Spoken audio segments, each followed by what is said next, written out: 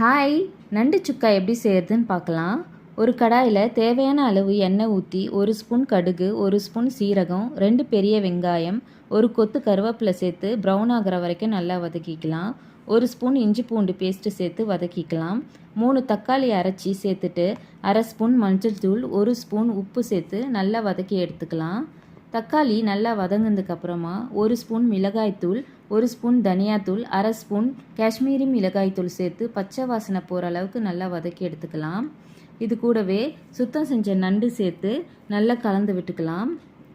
தேவையான அளவு தண்ணி ஊற்றி இதை நல்லா கலந்து விட்டுக்கலாம். நண்டு காரசாரமாக இருந்தால் தாங்க நல்லாயிருக்கும். அதனால் கொஞ்சம் காரம் பார்த்து நீங்களே போட்டுக்கோங்க. இதை மூடி போட்டு 10 நிமிஷம் வேக வச்சு எடுத்துக்கலாம். தண்ணிலாம் நல்லா வற்றி வந்ததுக்கப்புறமா இது கூட 1 ஸ்பூன் மிளகுத்தூள் சேர்த்துக்கலாம். கொஞ்சமாக கொத்தமல்லி தழை சேர்த்துக்கலாங்க. அவ்வளோதாங்க, நண்டு சுக்கா ரெடி. பாய்.